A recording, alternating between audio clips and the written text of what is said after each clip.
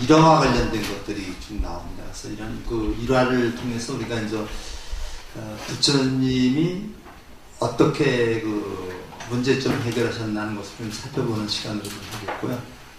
오늘은 제가 좀 또 일찍 어디 좀 가야 될 일이 있어가지고 쉬는 시간 없이 해서 조금 일찍 끝내겠습니다. 그래서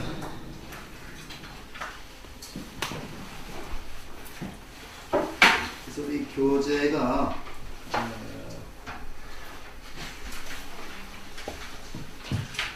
교재가 이제 그 254쪽이 이제 붉은 옷을 입은 찐짜라고 하는 그 부분인데요. 우선부터 하겠습니다.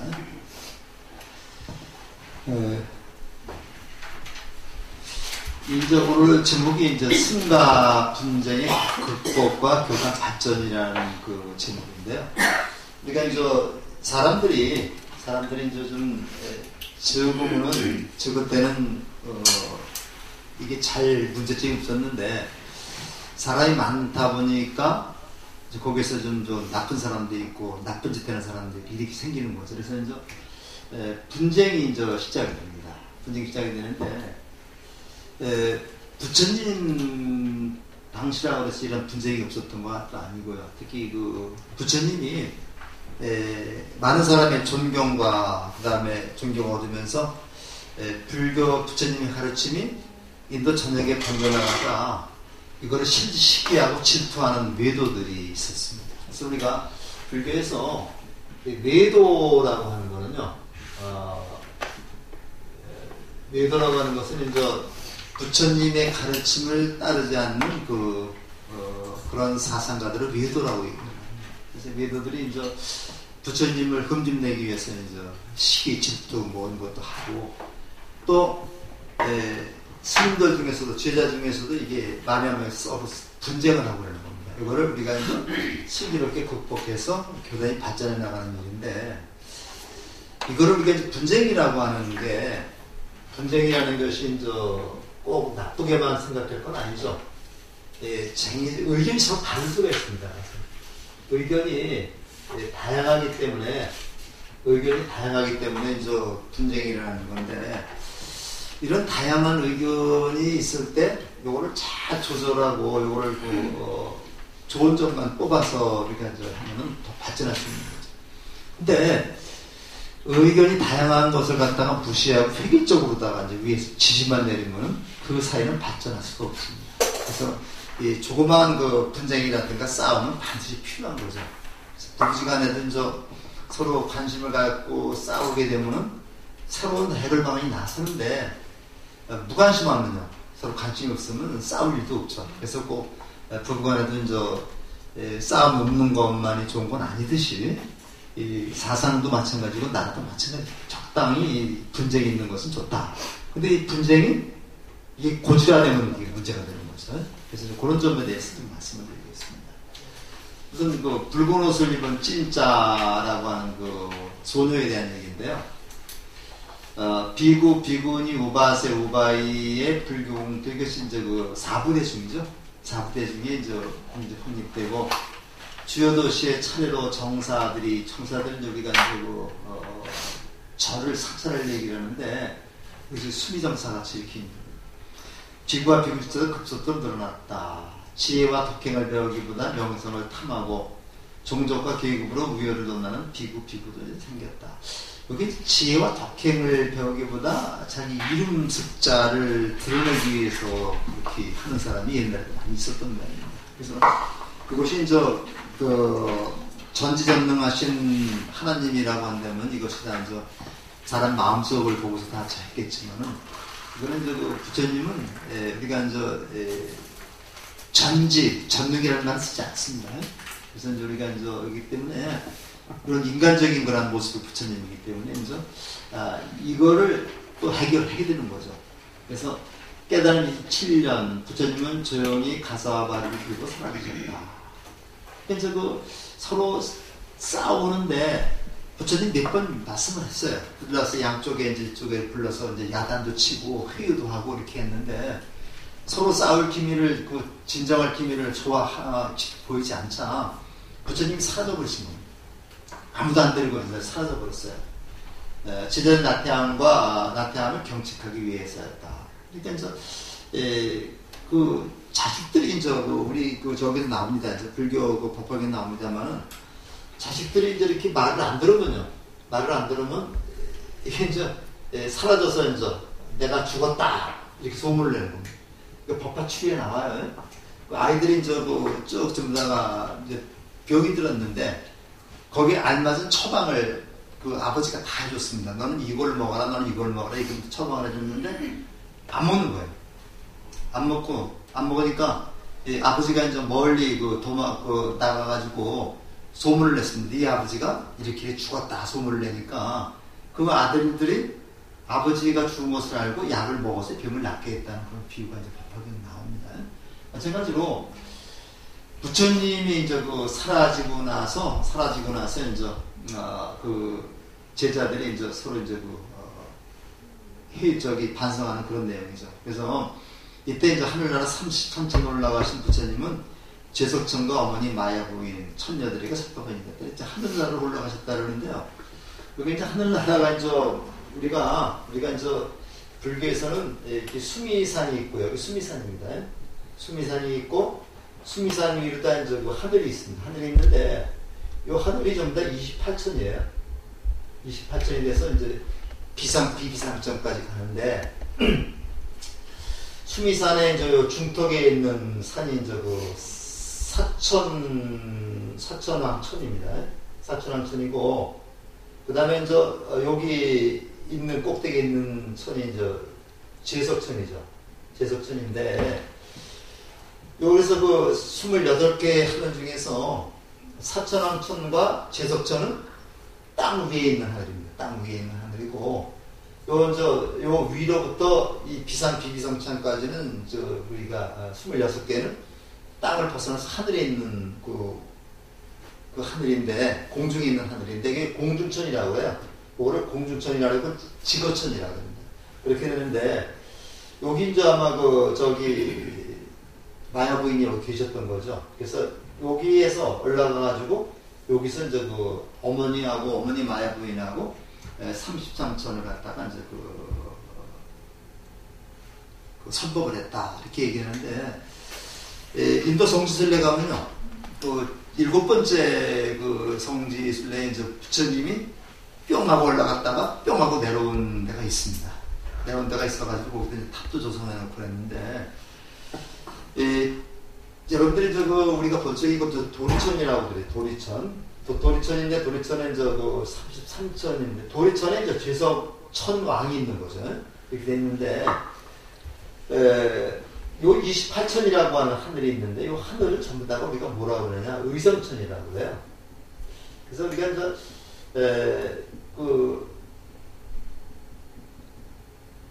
기독교에서는 하늘나라에서 하늘이 하나밖에 없는데 불교에서는 하늘을 28개로 나눕니다.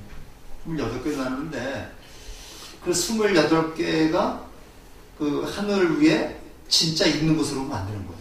있는 것이 아니라 그건 우리 의식 속에서 존재하는 하늘이다. 그러니까 의식 속에서 존재하는 하늘이다 이렇게 봐야 됩니다. 여기서 우리가 밑에서부터 지옥, 악귀, 축생, 수라, 인간, 천 쭉 나오는데 이거 10개라고 얘기를 하는데요. 지옥이라고 하는 것도 땅을 파봐서 지옥이 나오는 게 아니고 우리 지옥이라든가 수라라든가 축생이라든가 이런 거 전부 다가 우리 의식 속에서 그 흐름을 갖다가 이렇게 10개 또는 28천을 얘기해요. 그러니까 다시 말해서 지옥이라고 그러면 우리가 꼭 지옥에 가는 게 아니라 지옥 같은 삶, 우리의 삶이 아주 비참하거나 하는 지옥 같은 삶이에요. 요즘 여러분들이 그 강원도 산불 일어나가지고 거기 그 이재민들이 그냥 아주 제대로 씻지도 못하고 먹지도 못하고 이렇게 살고 있죠. 이렇게 바로 지옥 같은 삶입니다. 그게 지옥입니다. 그게. 지옥이고 배가 고픈데 먹을 게 없는 거. 계속 먹어도 배가 고픈데 먹지 못하는 모습 우리가 아수라라고 지옥 악귀 세계라는 얘기라는 겁니다. 그래서 우리가 공부를 해가면서 이 하늘이 이렇게 많이 나오는데 이 하늘이 전부 다가 우리 의식 속에서 형성된 그런 하늘이지, 실제로 우리가 이제 뭐 하늘을 뭐 몇백, 몇천, 몇천 메다 올라가면은 거기는 무슨 하늘이고 더 올라가면 무슨 이게 있는 건 아닙니다. 그래서 우리가 요거를 잘 생각해봐야 되는데, 근데 사천왕천하고 이 도리천을 우리가 이제 지거천이라고 해서 수미산 꼭대기에 있는, 그래서 수미산 꼭대기 여기에 이제 도리천이 있고, 여기에 제석천이 있는데, 제석 하느님이 여기 있는데, 중턱에는 사천왕천이 있는 거죠. 그래서 요 절을 우리가 만들 때 바로 사천왕 수미산을 본떠서 절을 만든 겁니다.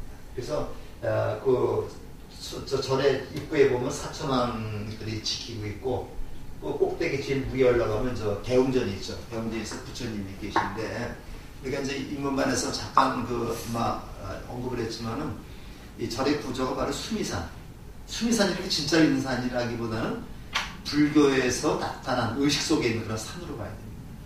이렇게 이제 보는데, 그렇기 때문에 우리가 저 집에서 예불, 아침 예불을 올릴 때는 보통 28번의 범종을 이렇게 울리고, 저녁에는 33번의 범종을 울리는데, 요 도리철을 33천이라고도 그래요.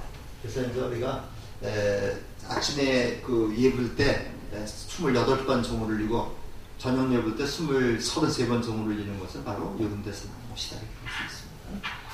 이렇게 해서 이제 어머니 마야부인하고 천녀들에게 설법을 지내셨는데, 우기가 끝난 무렵에 이제 마모갈라나가 도리천으로 올라와서 이제 부처님 내려갑시다 간청을 해서 내려왔는데, 인도 성지를 가면 그 부처님이 하늘로 올라갔다가 내려왔다라고 하는 그 산이 있습니다. 조금 올라가면서 거기에 탑도 있고 그런 게 있습니다. 자, 근데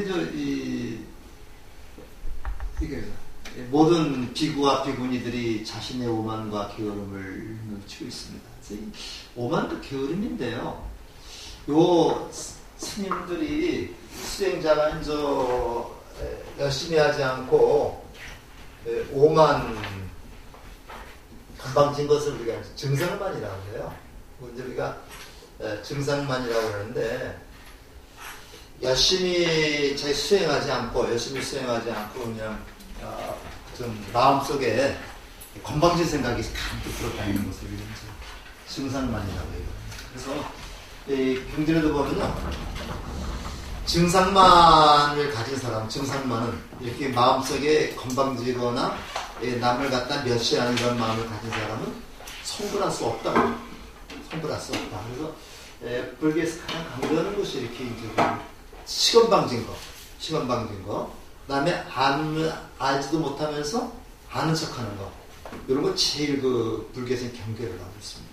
그래서 우리가 이제 스님들이 어느 정도 이제 수행을 하게 되면은 과거의 일이라는 숙명통도 없고 미래의 일이라는 천원통도 온다는데, 그때 이제 더 수행을 해야 되는데, 그때 수행하지 않고 전빵 차리면 점집 차리는 그 스님은 이제 끝나는 겁니다, 생명이. 그래서 실제 부처님 당시에도요, 이렇게 이제 어느 정도 숙명통, 천안통을 얻자 그 제자들이 사람들 갖다 혹세 몸이 나는 점을 부어준다거나 뭐 이런 투닥거려준다거나 이런 사람들이 있었는데, 부처님 이제 그런 제자들 불러다가 야단도 치고 호통도 쳤다, 이런 기록이 이제 많이 나오고 있습니다. 그래서 우리가 이제 끝까지 이제 우리가 겸손하고, 그 다음에 이제 건방지지 않아야 되겠다, 이런 것을 가르치고 있습니다. 7.15 부처님은 쌍까빠선에 하강하셨고, 지난달잠에서 참여하여 스스로 느닷없는 승가의 모습에서 부처님 제자들을 참여라고 하는 말을 우리 수정남 교수님이 아주 자세히 설명해 주셨죠. 부처님께서 사와티의 기원정수로 사위성입니다. 그러셨을 때 젊고 아름다운 여인 찐짜라는 여자가 자기 모습을 보였다. 부처님들과 제자들이 명예를 시키기 위한 외도들이 보낸 여인인데, 부처님이 기원정사라고 하는 절에 계신데, 찐짜가 밤에 저녁 때쯤 돼서 기원정사 앞에서 어슬렁어슬렁 대다가 집에 가서 자고, 그 다음날 새벽에는 거기서 내려오는 신용을 한 겁니다. 이렇게 몇 번을 하니까 외도를 시키자는 거죠. 이렇게 하니까 사람들이 사람들이 이제 뭐라고 생각을 했겠어요? 찐짜가 이상하다. 기원정묘사에서 내려오고 밤에 아침에 내려오고 밤에 또 올라가는 그런 모습을 많이 봤거든요. 이게 소문이 나요. 소문이 나서 이제 그 부처님과 찐짜 사이를 그 의심하기 시작한 그런 것이 있었는데, 부처님과 제자들의 명예를 지키기 위해 외도를 보는 여인이었다. 상교들이 설득하는 부처님 앞에 찐짜가 나타났다. 그리고 배가 불룩했고 임신한 여자처럼 붉은 옷을 입고 있었다. 이때 아마 임신한 여자들이 붉은 옷을 입고 있었던 모양이죠. 나는 삼은 곧다마의 아기를 가졌답니다. 이렇게 해서 하는 겁니다. 그러니까 이 대중들이 무성거렸다. 부처님이 조용히 말씀하셨다. 여인이여, 그대의 말이 진실인지 거짓인지는 오직 그대와 나만이 할 것이다. 근데 요걸 우리가 이제 보통 그 사지라는 말씀입니다. 사지. 사지라는 말이 있는데요.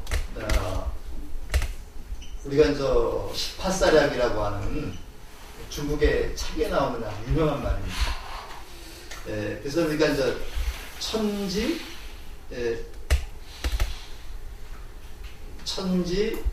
지지, 자지, 아지라고 해요.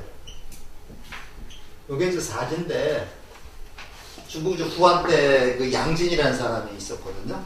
양진이라는 사람이 벼슬이 굉장히 좀 높은 벼슬에 있었는데, 그 사람이 이렇게 선배들을 심사하면서 왕밀이라는 사람이 있어요. 왕밀이라는 사람이 그 선비 중에 있었는데, 이 사람이 똑똑해 보여가지고 그 사람을 청구해서 벼슬께 나가게 했어요. 몇 년이 지난 다음에 왕밀이라는 사람이 자기를 청구해 준 사람이 양진이라는 것을 알고 양진을 찾아가서 100냥을 갖다가 돈을 갖다 이렇게 줬어요. 그러니까 이제 그 양진이라는 사람이 그걸 다시 거절하면서, 당신이 나한테 이렇게 뇌물을 주는 거는 내가 네 가지가 안다. 그래서 하늘이 알고, 그리고 이제 천지는 하늘이 알고, 지지는 땅이 알고, 자지인데 자자는 이거는 우리가 아들 자자가 아니라 여기서 상대방을 갖다 너라고 합니다. 이게 이제 한문이 어려운 게요. 너라고 하는 2인칭을 쓸 때 자라는 말도 있고, 여라는 말도 있어요. 여라는 말도 이제 너라는 뜻으로 쓰일 때가 있고, 자라는 말도 너 뜻이 있고, 그건 아들이 한다는 얘기가 아니라 내가 알고, 내가 한다. 그래서, 우리가 이제, 이런 얘기 하면 아무리 은밀한 얘기라도 하늘이 알고, 땅이 알고, 내가 알고, 내가 한다. 그거 사지라고 해요. 그래서 우리가 말하는 게 굉장히 조심스럽죠? 조심스러워서, 우리가 이제 그 말 같은 거를 우리가 함부로 하면은 이 말은 잘못되면 사람을 죽일 수도 있습니다. 여기 겉에 있는 상처는 시간이 지나면 낫지만 말로 인한 상처는 죽을 때까지 사라지지 않아요. 그래서 우리가 이제 시박 참회를 하는데 시박 중에서도 말로 인한 그 악이 4가지나 되잖아요. 그래서 이제 제가 저기 불교평론이라고 하는 잡지 중에 제가 몇 건데 갖고 있는 게 있는데, 불교평론에 보면 제가 엊그저께 읽다 보니까 76호에 나오는데 5개 중에서 살생, 투도, 이렇게 망어 이렇게 나오죠. 5개 중에서 제일 지키기 어려운 게 망어, 말하는 거. 이게 제일 지키기 어렵다 그러고, 이 망어만 잘 지키면은 문제가 될 게 없다고 그래요. 자기가 한 말은 자기가 반드시 지켜야 되는 거죠. 그래서 우리가 이제 사실은 이 말이라는 거, 이 말로 인한 우리가 피해가 굉장히 많습니다. 그래서 여기서는 여인이여, 그대의 말이 진심이지는 그대와 나만이 안다. 또 누가 알아요? 하늘이 알고 땅이 안다. 그래서 반말은 쥐가 듣고 낱말은 새가 듣는다 그러죠. 그래서 이게 인데 말이지. 이게 아무것도 아닌 말들이 그냥 자꾸만 이렇게 보태가면서 자꾸만 커집니다. 가서. 이게 사람이 남자하고 누가 길에서 만나는 걸 봤다. 이 얘기가 나중에 몇 살 거쳐서 하면 여관에서 나왔다는 얘기가 바뀌어요. 그래서 이 말을 우리가 굉장히 조심하고, 말을 전할 때는 내 생각을 집어넣으면 안 되는 겁니다. 이것 때문에 굉장히 청문회도 많은데 이것들이잖아요. 우리가 이제 5개 중에서도 가장 지키기 어려운 게 이제 말하는 걸 지키기 어렵다 해서 굉장히 수긍이 가더라고요. 그때였다. 동요매던 끈이 부러지면서 옷속에 감추었던 나무 그릇이 달팽이에 떨어진 겁니다. 사람들은 진짜에게 춤을 뱉고 이 사건으로 외들은 더 비난받게 되면서 부처님의 위상은 더 올라가게 되는 거죠. 근데 만약에 이걸 갖다가 이렇게 둘이만 하는데 부처님이 너 거짓말 시켰지 이렇게 변명하면 더 우습게 되는 거죠, 이게. 그래서 우리가 이제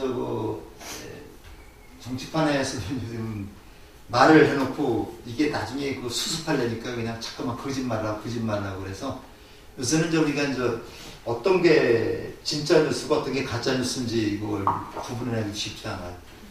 어느 나라 아침에 뉴스 잠깐 보니까 어느 나라는 무슨 나라인지 모르겠는데 코미디언이 대통령이 됐다고 그래요. 정치 경험이 전혀 없는 코미디언이 코미디에서 막 대통령 역할을 했던 코미디언이 대통령이 됐고 또 어떤 나라는 45살 먹은 그 여자가 대통령인데 정치는 아무것도 모르는 사람이 돼. 이런 근데 그만큼 이제 우리가 기존 정치에 대한 불신 이런 게 이제 편배했기 때문에 이제 나왔는데 신선하다는 그런 평도 있고 아마 꼭두각시 노릇만 할 거라는 평도 있다고 그래요. 그러니까 아침에 뉴스에 잠깐 좀 봤습니다. 그래서 믿음은 더욱 높아졌다. 이거 그냥 넘어가시고요. 자, 그 다음에 이거 아주 굉장히 많이 인용이 되는 겁니다. 열심히 정리 수행 결과가 채택되지 않자 소나 꼴리기사 비구는 마음 한구석에 회의가 되기 시작했다. 그의 마음을 한 부처님께서 그를 직접 찾아와 말씀하셨다. 그대는 지내할 때 악기를 연주했다지 이 악기를 연주할 때 희원을 너무 팽팽히 조이거나 느슨하게 하면 소리가 듣기 좋던가 하니까 조이거나 느슨해지면 소리가 나지 않습니다. 진리의 길을 걷는 것도 마찬가지다. 의욕이 지나쳐서 너무 급하면 초조한 마음이 생기고 열심히 하는 뜻이 없으면 패만으로 부른다. 그러나 극단적으로 생각하지 말고 항상 가운데 길을 걸어가야 한다. 그러면 머지않아 이 속세의 미혹을 벗어나게 될 것이다. 이게 중도에 대한 얘기인데요. 사실 우리가 대승불교에서 중도라고 하면 양극단을 모두 부정하면서 긍정하는 그런 것을 우리가 중도라고 해요. 그래서 우리가 대승불교 쪽에서 보면요.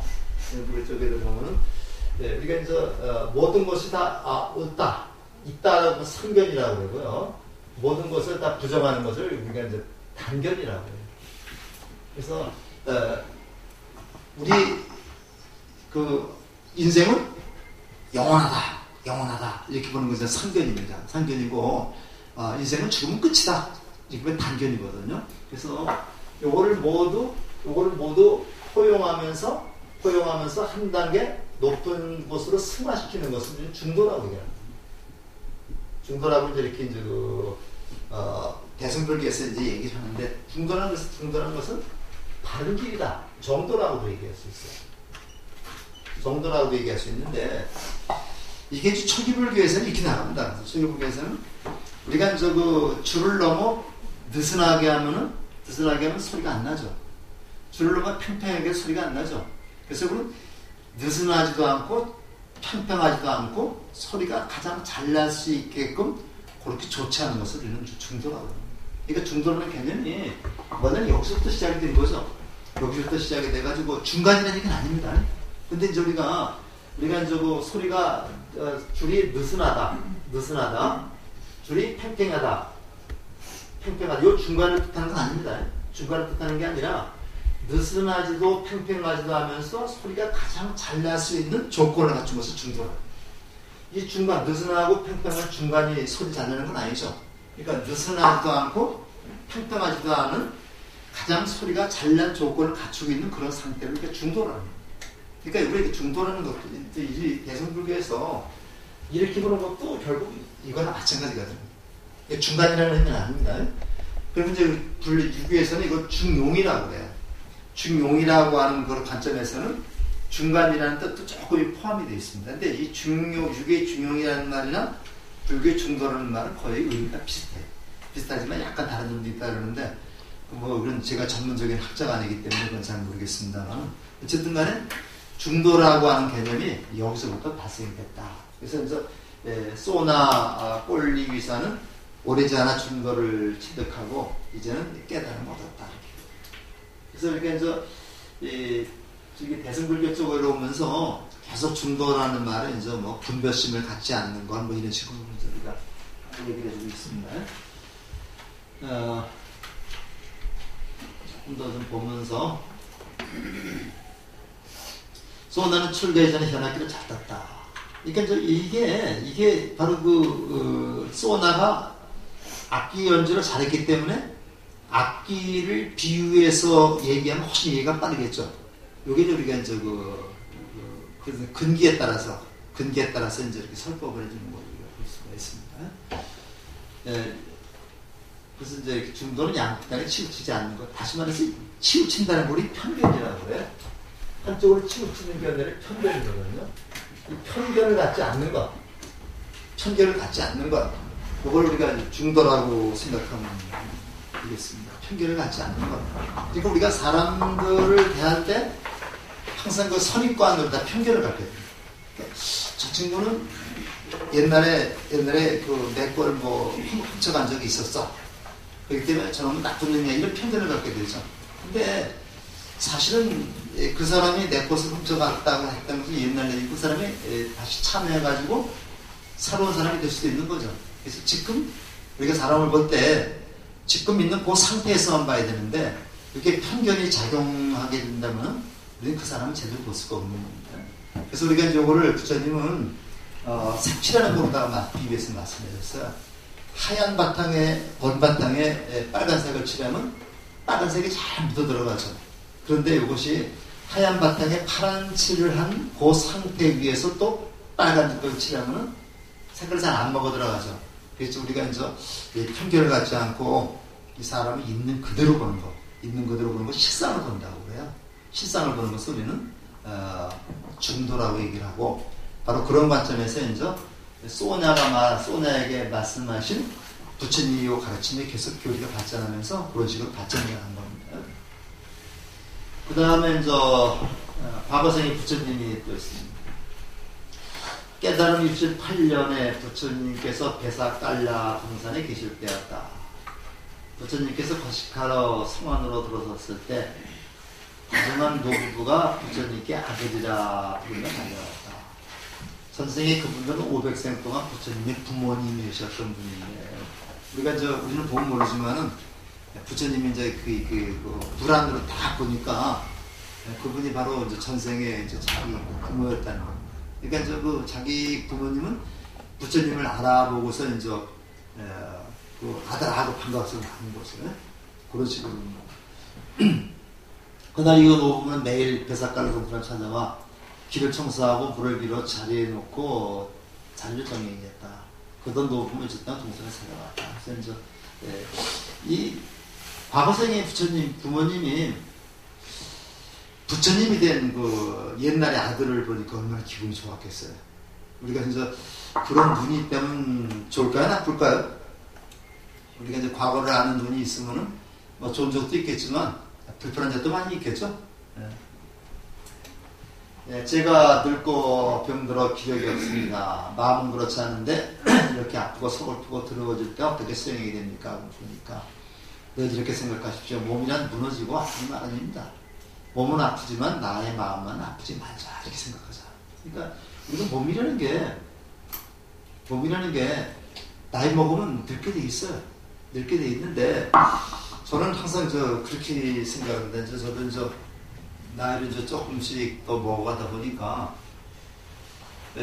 이제 나이를 먹은 데로다가 이렇게 좀 거기에 맞춰 살아야 되겠다는 생각이 들어요.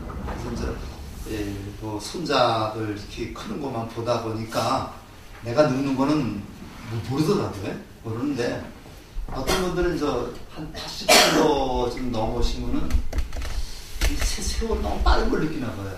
내가 빠른 걸 느껴가지고 내가 이제 살 날이 얼마 안 남았다 이런 그 초조감이 좀 적는 모양인데 저는 아직 그 정도까지 안 됐지만 이제 서서히 이제 세월이 빠르다는 걸 조금씩 피부로 느낄 때가 좀 있습니다. 있는데 어떤 분들은 이제 그렇게 생각하는 분이 있어요. 나이는 뭐 숫자에 불과하다. 나이는 숫자에 불과하다. 뭐 그렇게 얘기하는 분들도 있는데 그냥 나이는 숫자에 불과하다라고 하는 생각이 그렇게 좋은 것 같지는 않더라고요. 내가 보기엔 제가 이제 이렇게 살아보다 보면은 내가 이제 60대는 60대 역할을 해야 되고 70대는 70대 역할을 하면서 내가 넣는 것을 내가 긍정을 해야 되고 그리고 피곤하지가 않습니다. 나는 지금 이른인데 마음은 뭐 깡통맞게 나 50대다 이렇게 하면 이렇게 피곤하게 되는 거죠. 그래서 우리가 이제 좀 60은 60대로 70은 70대로 이렇게 자기 나이를 긍정하면서 살아가는 것을 원중미가 풍긴다고 얘기할 수 있어요. 우리가 서중수 선생의 국가협회사라는 시가 있죠. 잘 아시겠지만은 20대부터 시작을 해서 30대, 40대를 거쳐서 이제 쭉 나오는데 20대는 결혼 때문에 이제 몸부림을 치고 30대 되면 자식 뒷바라지 몸부림을 치고 지금은 40대 장가 안 가는 사람이 있습니다만 서동주 선생이 이제 국가협회사를 쓸 때는 보통 사람들이 20대에 결혼해서 30대에 자식을 기르고 40대면 이제는 자식이 어느 정도 컸을 때입니다. 그래서 이제 40대를 이제 내 누님 같은 꽃이라고 얘기를 했죠. 국가꽃을 40대 내 누님 같은 꽃이라고 얘기를 했는데 그 내 누님 같은 꽃이라는 거는 이제는 인생의 원숭미가 풍기는 그런 꽃이라는 얘기입니다. 이게. 요즘에 서동 선생이 아마 국가협회사를 썼다면 아마 40대가 아니라 아마 60대 정도를 얘기했을 겁니다. 그런데 지금 그런데 우리가 한미꽃은 한미꽃대로 아름답고 국가꽃은 국가꽃대로 아름답고 장미는 장미대로 아름다운 거죠. 그래서 우리가 나이가 60이 됐다, 70이 됐다. 나는 옛날이 그립다. 지금이 괴롭다 이렇게 생각하면 내가 괴로워해봤자 다시 40대로 갈 수가 없는 거죠. 그래서 지금 우리가 60이고 70이고 요거를 긍정적으로 받아들이면서 살면 그때부터 새로운 인생이 시작되는 게 아닌가 하는 생각이 들어요. 자, 그 다음에 화남미설부처님이라는 노부는 숲에서 사리붓다를 만났는데 이 사리불은요 부처님을 대신해서 설법할 때도 많았고요. 부처님이 가장 믿고 의지했던 그 제자가 사리불하고 목건녀입니다. 사리불하고 목건녀인데 사리불하고 목건녀는 부처님 나 물 좀 한 잔 줄래요? 사리불하고 목건녀는 부처님보다 연세도 많았고요. 부처님보다 먼저 돌아갔어요. 그래서 그 사리불이 사리불의 소식을 죽었다는 소식을 듣고서 부처님이 어떠 했을까 이런 것을 한번 생각을 해보고요. 부처님이 말년에 세 가지 큰 비극이 있었다고 그래요. 첫 번째가 조국 가비라국의 멸망, 두 번째가 대바다타의 반역, 세 번째가 사리불과 목건년의 죽음이거든요. 그 사리불과 목건년의 죽음으로 인해서 부처님이 의지할 때가 좀 없었다. 그런 얘기를 많이 하고 있습니다. 논어에 보면 공자님의 제자 중에서 가장 뛰어난 제자가 안해라는 제자가 있었어요.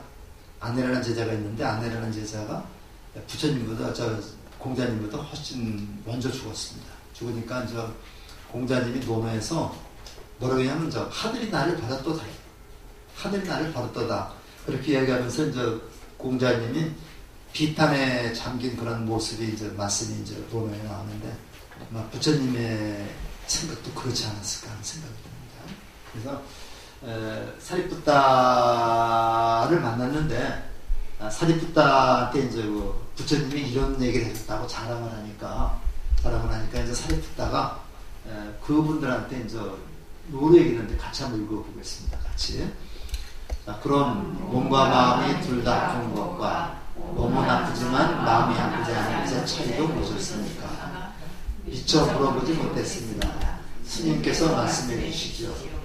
제가 알지 않는 사람은 모든 현천지 공을 나라라 생각하거나 나의 것이라고 생각하고 싶지 않은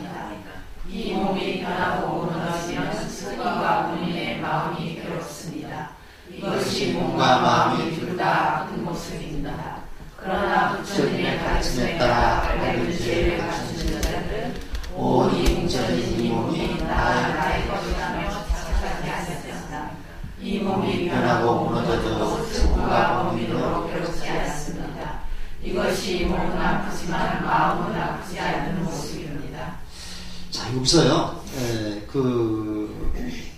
부처님의 가르침에 따라 밝은 지혜를 갖춘 제자들은 이 몸이 나나 나의 것이라고 집착하지 않는다. 그런데 일반 사람들은 나와 나의 것이라고 집착한다는 얘기죠. 그래서 이것이 이제 그 중생과 부처의 차이점이 바로 이겁니다.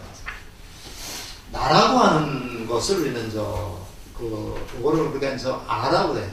아라고 되고, 나의 것이라고 하는 것을 요거를 우리가 아소라고 얘기를 합니다. 아소라고 얘기를 하는데,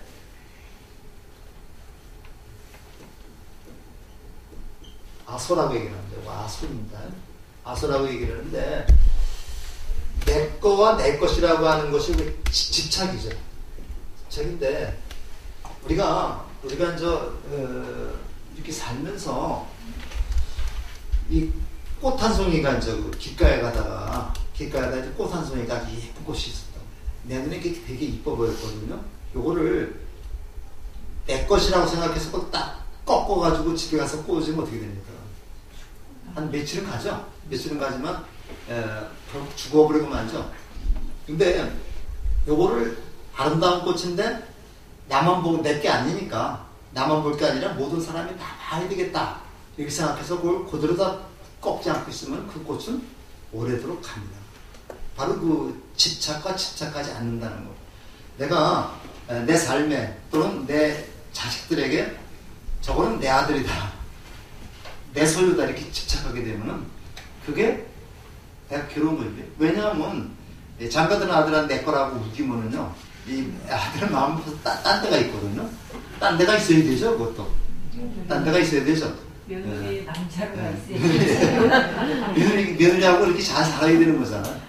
근데 이제 장가들고서 자기 부인한테는 좀 관심을 갖지 않고 자기 엄마만 이렇게 다른 마마보이가 되면은 결과적으로 다 같이 불행해지고 가는. 그래서 우리가 항상 이제 이렇게 집착을 하지 말아야 되겠다. 우리가 이제 금강경, 우리가 이제 소유경전, 조기전 소유경전인데, 금강경에서 고구전략하게 말씀하는 게 집착하지 말라는 얘기예요.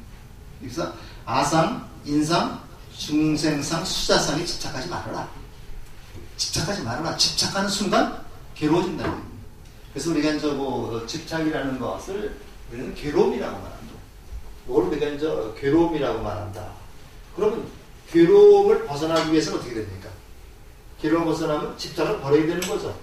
집착을 버리는 걸 우리는 멸이라고 해요. 집착을 버리는 것은 멸이라고 해서, 내가 어떤 것에 집착했을 때 왜 집착을 했는가? 이게 집이죠. 왜 집착을 했는가? 요거를 한번 되살펴가지고 그 집착을 벗어나게 되면은 우리가 깨달음 얻는 거다. 그럼 어떻게 벗어나느냐? 요걸 얘기해 주는 게 8정도가 됩니다. 8정도가 돼서 사물을 바르게 봐라. 이 바르게 보라는 말은 그 사물이 영원하지 않다. 여기 어떤 돈이 있어, 돈이 영원하지 않다. 이 돈은 돌고 돌아서 결국 남한테 가고 그러는 거죠. 우리 목숨이라는 것도 영원하지 않다. 언젠가는 죽게 되는 겁니다. 그래서 이걸 놔버리는 것이 이제 되는데, 우리가 이제 아까 말 얘기를 했습니다만은, 상대방이 나한테 가슴에 좀 못 박히는 말을 했다. 근데 이건 나는 잊어버리지 않고 있어요. 근데 말한 사람은 금방 잊어버려버려요. 그 사람 금방 잊어버리는데, 저 친구가 나한테 이런 가슴에 못 박는 말을 했다는 것을 이거를 간직하고 있으면은 나만 괴로운 겁니다. 나만 괴로워서 결과적으로 이제 이것이 우울증에 가다가 이것이 결과적으로 이제 목숨을 바치는 경우도 있는데, 제가 이제 그런 사람을 봤어요, 실제로. 그래서 이제 제 친구 중에도 하나 있는데, 그 아주 가장 친한 친구한테 돈을 뜯긴 거예요. 뜯겼는데, 그 친한 친구한테 연락도 되지 않고, 그래도 이걸 못 이겨서 나중에 이제 우울증이 돼가지고 이제 결국 자살을 하는 거로 마감을 했는데, 근데 그 사람은 지금 버젓이 살아있어요. 돈 떼먹은 사람은. 그래서 우리가 항상 그 집착인데 이게 쉽지가 않습니다. 이게 집착을 버리는 게. 이 집착을 버리는 게 쉽지가 않은데, 그러니까 우리가 이제 그 부처님 법을 공부하는 얘기죠.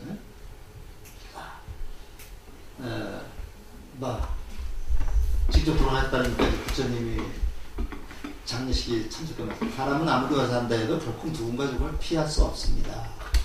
내 것이라는 것은 존재하지 않는 것임을 알고 소유하는 삶에 머물지 마십시오. 내 것에 탐욕을 부리면 걱정과 슬픔과 인색함을 부르지 못합니다. 정스러운 삶을 사람은 어디에도 머무르지 않고 결코 사랑하거나 미워하지 않습니다. 그러니까 결국 뭘 강조하신 거예요?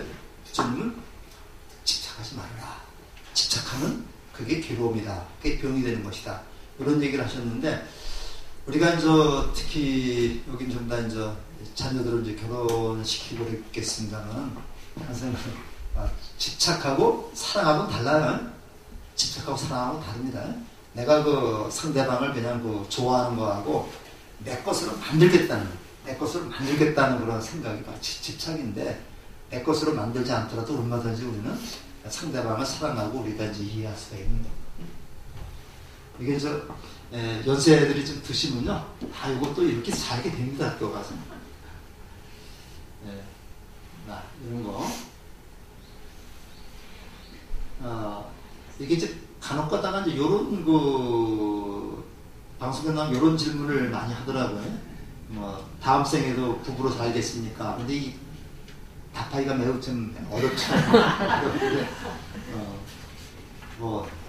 이 다음 생에는 다른 사람하고 살고 싶다 그러면 이게 이제 어려운데, 직계 패널들이 이런 것을 많이 하는데, 부부인을 원한다면 믿음, 지혜, 보시, 지혜로 지내야 된다.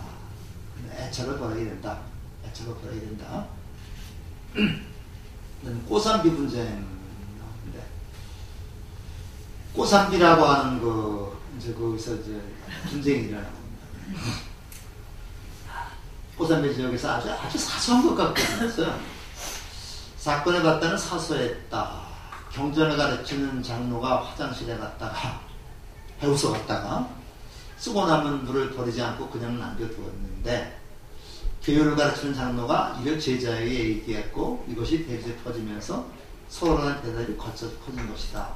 서로 폭력을 행사할 정도로 또 우바세와 우바세께 합세했다. 이게 그런 것 같아요. 화장실에 가면요, 이건 지금은 수세이기 때문에 문제가 없는데, 그 옛날에 인도는 지금도 화장실이 아주 엉망입니다. 엉망해서 인도 성지 승리를 하게 되면 보살님들은 양산 하나씩 가져오라고 해요. 양산이 이제 뭐 하는 거냐면 야외에서 일을 보실 때 그걸 가리라고 하는 건데, 이 호텔에도 아주 그냥 굉장히 불결하고 이렇게 깨끗지가 않은데, 치면은 그냥 계속 벌판을 달려가야 되니까요, 그냥 와서. 근데 볼일을 또 봐야 되잖아. 그래서 쫙 세우고 이쪽으로는 보살님들 가시고 이쪽은 거사님들 가시고 그러는데 거사님들 별 문제가 없는데, 보살님들이 여기 보이지 않게 하기 위해서 이렇게 했는데, 나중에는 한 2, 3일 지나니까 좀 뻔뻔스러우시더라고요. 그냥 저기에서 화차 밑에서 그냥 본인들을 보시더라고요. 그래서 남들은 조금만 좀 가서 있고 이렇게 했는데, 그게 더 쉽대, 편하대, 깨끗하고. 근데 인도 아마 그랬던 모양이죠. 화장실에 가서 일을 보고서 손도 닦고 또 물을 뿌려서 그걸 이물질 내려가게 해야 되죠. 그래서 수세식으로다가 그렇게 하는데, 쓰고 나온 물을 아마 다 써야 되는 모양입니다. 그런데 그거를 경전을 가르치는 장로가 불을 다 쓰지 않고 남겨놨어요. 그때 공교롭게도 교율을 가르치는 장로가 선생이 그걸 갔더니 앞에 사람이 물을 다 버리지 않는데 교율을 어긴 거죠. 그거를 제자한테 얘기했더니 제자가 또 이렇게 대중한테 얘기해가지고 싸움이 벌어진 거예요. 근데 사실은 이거는 어때요? 당신 어째 그거 안 그랬어? 그래 그러면 미안 아이 이렇게 하면 끝나는 거잖아. 근데 요거 가지고 항상 싸움이라는 게 이렇게 사소한 것 같고 싸우는 거예요. 서운한 것도 꼭 사소한 것 가지고 일어나죠. 딴 사람한테는 다 뭐 이렇게 차를 한 잔씩 줬는데 나한테는 커피를 안 줬다. 이거 이제 두고 보자. 이게 이렇게 큰 거 가지고는 싸움이 안 일어나요. 일찌감치 포기해버리니까. 근데 이제 요거 갖고 싸움이 일어나는데, 이게 이제 신도들까지 갑세라니까 이제 싸움이 크게 된 겁니다. 그러니까 이제 비구들이여 싸움을 그만두라. 다투지 말라. 논쟁하지 말라. 원한은 원한에서 풀어지지 않는다. 원한은 원한을 버리면서 풀어진다. 이렇게 이제 얘기를 했습니다만, 부처님이 말씀 안 듣는 거예요. 멋지다. 부처님 시대에 가지 않고 홀로고서 떠나서, 발라 깔로 나라에서 홀로 수행을 맺으라는 이거를 하고 뭐 했다. 쭉 나오는데, 우리 교재가 잠깐 좀 봐야 되겠습니다. 교재가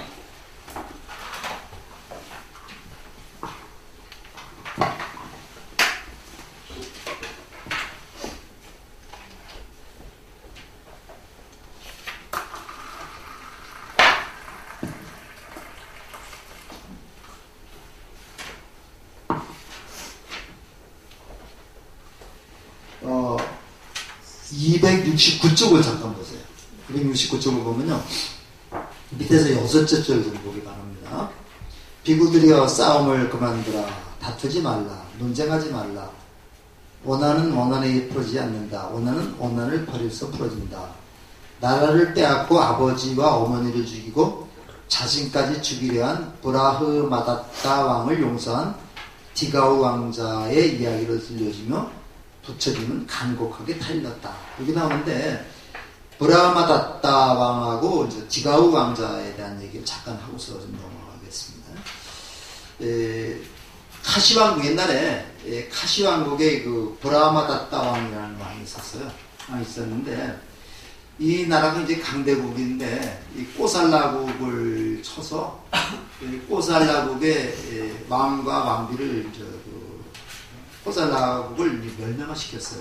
근데 마침 그때 꼬살라국의 왕과 왕비가 이제 왕비가 임신을 해가지고 이제 아기를 가지고 있었습니다.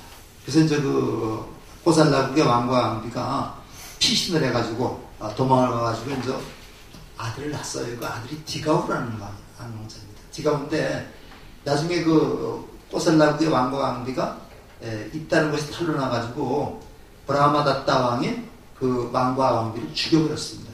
죽여버리고 이제 디가우라고 하는 왕자만 어린애가 있었죠. 이 어린애가 이제 하인들 종 손에 이제 들어가서 여기저기 다니면서 이제 자랐습니다. 자라면서 나중에 이제 아버지가 이제 왕인데 이제 브라흐마다타 왕한테 죽었다는 소식을 들었어요. 들으면서 아버지가 남긴 유언, 아버지가 이제 디가우 왕자한테 이러이러한 유언을 남겼다. 요걸 이제 들었습니다. 그래서 그 유언이 뭐냐면요. 유언이 이렇게 돼 있어요. 사랑하는 디가우야, 길게도 짧게도 보지 말거라. 사랑하는 디가우야, 원한은 원한으로서 씌워지지 않는다. 사랑하는 디가우야, 원한은 원한을 여임으로써 씌워진다. 이렇게 유언하고 죽었다는 걸 알았습니다. 그래서 이 디가우라는 왕자가 나중에 이제 코끼리 사육사가 돼가지고 결국 브라흐마다타 왕과 아주 친하게 됐고, 브라흐마다타 왕의 근신, 시중두는 뭐 그런 사람들은 취직을 했습니다. 근데 이제 하루는 브라흐마다타 왕하고 디가우가 이제 사냥을 나갔어요. 사냥을 나가서 단둘이 떼기 없는데 디가우 브라흐마다타 왕이 이제 낮잠을 자고 있는 겁니다. 그래서 디가우라는 아들이 왕자가 칼을 꺼내서 이제 죽이려고, 그 아버지 왼수죠. 죽이려고 이제 칼을 한 목을 찌르는 순간에 자기 아버지 유언이 생각이 난 거예요. 원한을 씌움으로써 된다 그랬죠. 그것을 했더니 그 생각이 나서 찌르지 못하고 있는데 마침 브라흐마다타 왕이 눈을 떴습니다. 눈을 뜨니까 거기 있는 거잖아요. 그러니까 이제 브라흐마다타 왕이 나를 살려달라 이렇게 얘기를 하니까 오히려 디가우 왕자가 무릎을 꿇고 왕한테 나를 살려주십시오. 나는 바로 이만일만에서 당신이 죽인 그 왕의 아들입니다. 근데 우리 아버지가 이러이러한 유언을 남겼다고 해서 당신은 내가 죽이지 못했습니다. 이렇게 얘기를 해가지고 결과적으로 그 왕도 나중에 참멸을 하고 다시 꼬살라 왕국을 아들에게 물려줬다는 얘기입니다. 그러니까 원한으로 갚으면 안 된다. 원한은 쉼으로써 원한을 그 쉼으로써 갚을 수 있다. 그래서 우리가 요즘에 그 광주 민주항쟁이나 그다음에 세월호 뭐 얘기가 많이 나오는데 우리가 요새 매일 그것만 가지고 따지지 않아요. 뭐 4.3 행정도 다시 끄집어내가지고 얘기를 하는데 어느 선에서는 용서하고 또 잘못된 사람은 잘못을 인정을 해야 됩니다. 그래서 우리가 그 광주 민주항 운동 그때도 아주 좋은 기회 있었는데 이제 그 광주 가서 진짜 무릎 꿇고 사죄하는 그런 모습을 보였다라면 그건 해결됩니다. 해결되는데 그것이 안 되니까 지금 문제가 되는데 문제 우리가 대통령 받기 때문에 이거 가지고 싸울 수는 없는 거잖아요. 그게 참 안타까운데 이제는 우리가 다 있고 같이 힘을 합해가지고 우리 앞을 바라보면서 나가야 되지 않을까 하는 생각을 합니다. 누가 잘되고 잘못됐다는 게 아니라 이게 이루어져야 된다고 보는 거죠. 그래서 이렇게 돼서 코끼리의 저게 다 쭉 나옵니다 이게. 그러면서 됐다.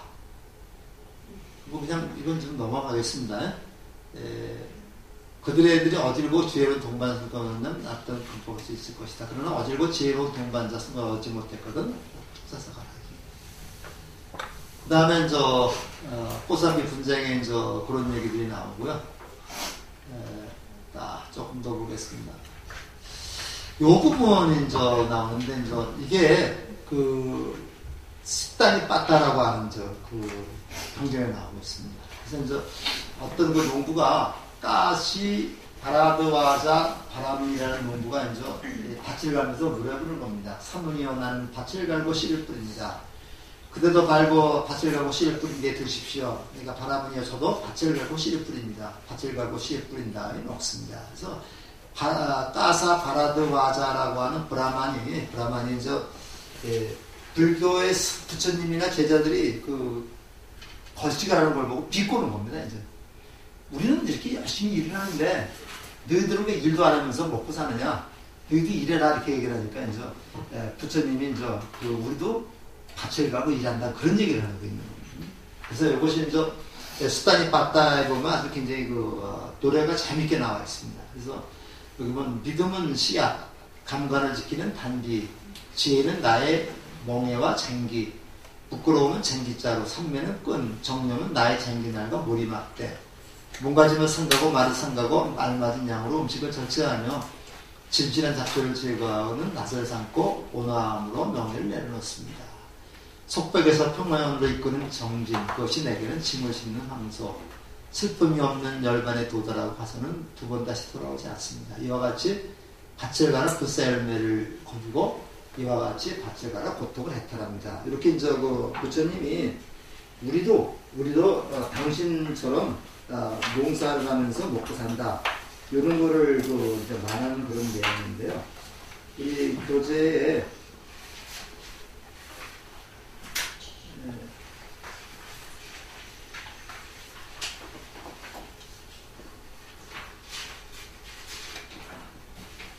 교재에 276쪽에 좀 잠깐 보세요. 267쪽에 보면 지 나오는데 중간쯤 보면요. 시가 나오죠. 속박에서 지금 중간쯤 보겠습니다. 속박에서 평온으로 이끄는 정진, 그것이 내게는 짐을 싣는 황소, 슬픔이 없는 열반에 도달하고 가서는 두 번 다시 돌아오지 않습니다. 이와 같이 밭을 가라 불사의 열매를 거두고 이와 같이 밭을 가라 모든 고통에서 해탈합니다. 이렇게 얘기를 했는데요. 우리 여기 복전함을 불교에서 이렇게 씁니다. 밭전자를 쓰죠. 이렇게 복전함이라고 이렇게 씁니다. 복전이라고 쓰는데 여기서 나온 말이에요. 이게 우리가 밭을 갈아서 씨를 거두는 것이 바로 수행이니까 우리가 복전함에다가 보시물을 집어넣는 것은 부처가 될 씨앗을 집어넣는다는 얘기예요. 그래서 우리가 어떤 소리가 보면 이거를 본전자 잘못 쓰는 거예요. 그게 아니고 이 복을 복을 키우는 씨앗을 심어놓는 게 이제 복전함이고, 이게 왜 그러냐면요. 여기에 이제 그 보시한 요 돈을 가지고서 우리 불사를 하거나 인재를 양성하죠. 그래서 이제 다른 모든 사람을 부처의 길로 이끌기 때문에 그 씨앗을 우리가 심는다는 그런 의미가 있어가지고, 우리가 이제 해야 되는데, 이 보시할 때는 우리가 이제 그 3년 총정이라고 해가지고, 보시하는 사람, 보시를 받는 사람, 보시하는 물건, 이 세 가지가 깨끗해야 된다는 얘기죠. 그러니까 이제 도둑질을 하거나 해서 보면 안 되고, 보시하는 것도 이제 우리가 이제 올바른 스승님을 찾아서 우리가 보시를 해야 된다. 이런 얘기들이 또 나오고 있습니다. 그 다음에 이제,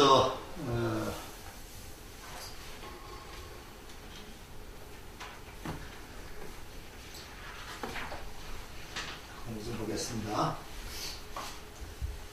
위란자에서 이제 아는 건데, 이게 또 참 재미난 얘기인데, 부처님 것을 위란자에 바라문나 아끼다가 이제 부처님을 위란자로 초청하고 나서 부처님이 이제 500빅으로 데리고 딱 가니까 이 친구가 전혀 걸써 보이지 않는 거예요. 그러니까 우리가 이제 이건 굉장히 이왕이 아마 의도적으로 아마 그랬던 것 같습니다. 그러니까 그 부처님을 초청하고 나서, 초청했으면 어떻게 됩니까? 부처님을 공양을 올리고 부처님 대접을 해야 되겠죠? 그때 이 친구가 문도 닫아버리고 부처님도 공양도 하지 않는 거예요. 그러니까 이제, 때마침 기운까지 없어 친구들은 거시기 힘들었다. 마음 못 갈라는 신통제일이죠. 음식을 나눠놨다 하자 부처가 딱하지 않으셨다. 그러면서 이것도 수행입니다. 그때 와라나시에서 목소리를 찾아온 위란자사도 온 사람들이 말사료의 바느더러 비구들에게 죽었다. 말사료의 비구들. 이들은 쭉정이가 수북한 겉벌이를 갈고 빻아 만든 각을 만들고 마을로 가다가 밥을 대달라고 부탁했다. 부처님께서는 그 밥을 맛있게 잡수셨다. 그러니까 먹을 게 없으니까 말 먹이를 갖다 이렇게 먹고. 그래서 이제 마사르를 먹으며 보낸 힘들함과 끝날 무렵이었다. 안 거니까 석 달이죠. 석 달 동안 이걸 한 겁니다. 자자까지 7일 남았을 때 자자가 뭐라 그랬어요? 자기 그 잘못을 갖다가 안거가 끝나면서 내가 잘못된 것을 알려주십시오. 그러면 내가 고치겠습니다. 이게 이제 그 자자라고 그랬죠. 포살이라는 거는 내가 이러이러한 일을 잘못했으니까 이런 일을 좀 용서해 주십시오. 이게 포살입니다. 그러니까 자기가 모르고 한 것을 알려달라는 게 자자입니다. 아난다르 스님들은 아껴서 작별하고 했다. 뒤늦게 잘못을 인정한 아끼다땅은 4개월분의 양식을 가져가 주님 고맙습니다. 이렇게 하니까 4개월분의 양식을 그 전에 못 드는 거 다 주는 겁니다. 하니까 부처님이 7일은 다 일주일 남았으니까 해야겠다. 한 줌의 곡식이 아까워 손과 애쓰고 오겠다고 비난하는 일이 두었던 마음은 떠나는 부처님 앞에 남은 양식을 흩뿌렸다. 그러니까 그 양식을 흩뿌리니까 곡식은 입으로 먹어서 사용하는 것입니다. 땅에 뿌려 밟고 지나가는 것은 좋지 않습니다. 그런 곡식을 보시하는 것도 곡식을 받는 것도 아닙니다. 그래서 이런 것은 잘못된 못이라는 얘기죠. 잘못된 못이라는 건데, 옛날에 이제 어떤 백경이라는 그 경전에 나오는 비유인데요. 어떤 사람이 젖소를 하나 기르고 있었어요. 젖소를 하나 기르고 있는데, 매일 아침 그 젖소에서 젖을 짜가지고 아주 맛있게 먹었습니다. 매일같이 그 젖을 맛있게 먹는데, 이 사람이 한번 생각을 해보니까, 야, 이 맛있는 젖을 나 혼자 먹기는 좀 아깝다. 동네 사람들과 한번 나눠 먹어야 되겠다. 이렇게 생각을 하고서 이제 한 달 동안 젖을 짜지 않았어요. 이 사람 어떻게 생각했던 거예요? 한 달 동안 젖을 짜지 않으면 그 젖이 다 보관되고 있었을 거 아니에요. 그렇게 알고서 이제 그 한 달 만에 이제 젖을 짜가지고 동네 사람과 나눠 먹겠다. 이렇게 하고 젖을 짜니까 젖이 말라서 나오지도 않는 거예요. 그래서 항상 이거 보시라는 거는 그때 필요할 때라는 얘기죠. 그때 남한테 주고 싶으면은 오늘 내가 안 먹더라도 다른 사람 짜서 한 사람한테 주고, 그 다음날 다른 사람한테 주고 이렇게 해야 되는 건데, 이 사람은 한꺼번에 그걸 하려고 그러니까 되지 않는다. 이렇게 마찬가지입니다. 이것도. 보시라는 거를 아까워서 주지 못하다가 이제 일주일밖에 안 나왔는데 한 달분을 갖다 주고 왔어요. 이거 먹을 수가 없는 거죠. 그러니까 이런 건 잘못된 보시를 우리가 얘기하는 그런 의미도 있습니다. 그래서 그 다음에 이거는 입으로 먹는 건 이 귀한 곡식을 땅바닥에 버리는 거는 이거는 도리가 아니죠. 그런 것까지 이제 얘기를 하면서 이 악기다 왕이 진정으로 참여하자 이제 부처님은 그를 위해서 축원을 해줬다. 그래서 이런 일화들이 이제 많이 나오면서 우리가 이제 부처님이 어떻게 우리가 이제 사라졌는 것을 알 수가 있습니다.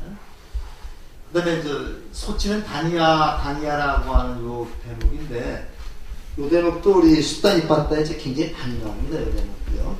많이 나와가지고, 아주 굉장히 재밌어요, 이제. 그에게는 사랑스러운 아내와 7명의 아들, 딸, 그다음에 많은 황소와 암소가 있었고, 49일 동안 쉴 새 없이 벼어서 걱정은 튼튼한 외양간도 있었다. 사방에서 검은 물을 물려주고 번개가 번쩍했지만 다니야는 편안하고 행복했다. 왜? 불편한 게 하나도 없죠. 마누라도 있고 자식도 있고 그 다음에 소도 많고 그 다음에 음식도 많고 그러니까 걱정이 없어서 나는 밥도 이미 짓고 우유도 짜놓고 나는 마이강변에서 가족과 함께 지냅니다. 나의 움막은 덮이고 지붕이 덮이고 불이 켜졌으니 하늘이여 비를 뿌리려거든 뿌리소서. 조금 좀 시건방지게 얘기를 한 겁니다. 하니까 거기에서 어떤 낯선 사람이 대답을 했는데 그분이 바로 부처님입니다. 지나가다 그 소리를 들었어요.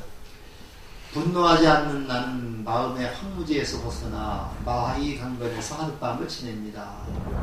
나의 움막은 훤히 드러나고 나의 불은 꺼졌으니 하늘이여 비를 뿌리려거든 비를 뿌리셔서. 이렇게 서로 노래를 주고받는 내용인데, 여기 이제 수다니파타라고 하는 책이 있습니다. 이제 우리가 법부경하고 법부경은 이제 담마파타라고 그래요. 담마파타라고 그러는데, 수다니파타하고 담마파타, 요 법부경하고 수다니파타가 이제 가장 초기 경전입니다. 가장 초기 경전이 돼가지고, 요만한 거 우리가 이제 조금 문고본으로 나온 것도 많아가지고 요건 우리가 이제 가져다니면서 읽을 수도 있고 그런데 요건 우리 수다니빠따는 법정 스님이 번역한 것이 아주 굉장히 유명합니다. 그래서 그 책에 보면 아주 서로 부처님하고 다니야하고 서로 노래를 주고받으면서 이제 부처님이 다니야를 갖다가 제도하는 그런 내용이 아주 재밌게 나와 있습니다. 노래가 끝나고 검은 구름이 길을 뿌리 시작했다. 순식간에 강물이 불어나 금세 언덕까지 차올랐다. 다니야와 아내는 낯선 손님들 앞에 발을 굴렀다니까. 이게 이제 노래를 주고받으면서 다니야가 자기 마음속에 있는 거만한 마음이 사라져가는 거죠. 그래서 우리가 이제 부처님 말씀을 꼭 경전을 놓고 꼭 가르치는 것뿐만 아니라 이렇게 이제 대화를 통해서도 또는 내가 모범을 시범을 보이면서도 이렇게 이제 고쳐나갈 수가 있는 것이 되겠습니다. 그래서 당신 누구십니까? 저는 고뇌로 가득 찬 삶과 죽음의 강을 걷는 자입니다. 그러니까 고뇌로 가득 찬 삶과 죽음의 강을 걷는다는 것은 윤회를 해탈했다니까. 해탈한 자입니다. 거룩하신 분이야 당신께 기위합니다. 우리의 삶과 죽음의 강을 건너 정원덕에를, 정원덕은 바로 열반의 언덕입니다. 우리가 이제 보통 그쪽에 이제 옛날에 이런 얘기 많이 썼는데 우리가 이게 이제 여기를 이승이라고 그러고 이걸 우리가 차안이라고 합니다. 차안이라고 그러고 이거를 저승이라고 그래요. 저승이라고 해가지고 이걸 이제 피안이라고 그러는데 이게 이제 깨달으면서 얘기고 이거는 이제 우리가 사는 속세의 세계입니다. 요게 이제 우리가 뭐냐면 가는 저희가 있어요. 여기 흐르는, 이게 안자가 이제 강한자죠. 강변이라는 얘기인데, 요걸 우리가 이제 어떤 사람들은 황천이라고 얘기하더라고요. 황천이라고 해서 이제, 여기서 이승에서 이제 목숨을 다하면 황천을 건너가 저승에 간다. 이걸 이제 기독교에서 요단강이라고 그러죠. 요단강이라고 하는데, 그래서 이제 아마 황천이 됐던, 저걸 아마 또는 겐지스강이 됐던, 이렇게 물을 건너서 가는데 바로 이 물을 그걸 건네주는, 여기서 여기를 건네주는 그 배가 반야용선입니다. 반야용선 들어보셨죠? 그러니까 이제 그 49 대진할 때 마지막 때 이제 그 배 타고서 이제 그 가는데, 이제 반야용선을 타고서 이제 이렇게 여기를 건너가서 이제 부처님의 세계로 가는데, 49제 이제 그 마지막 날에 이제 우리가 이제 반야용선을 타고서 이제 반야가 뭐야? 반야가 지혜죠. 깨달음의 지혜 그 배를 타고서 이제 가는데, 그 운전수가 이제 일로왕보살이죠.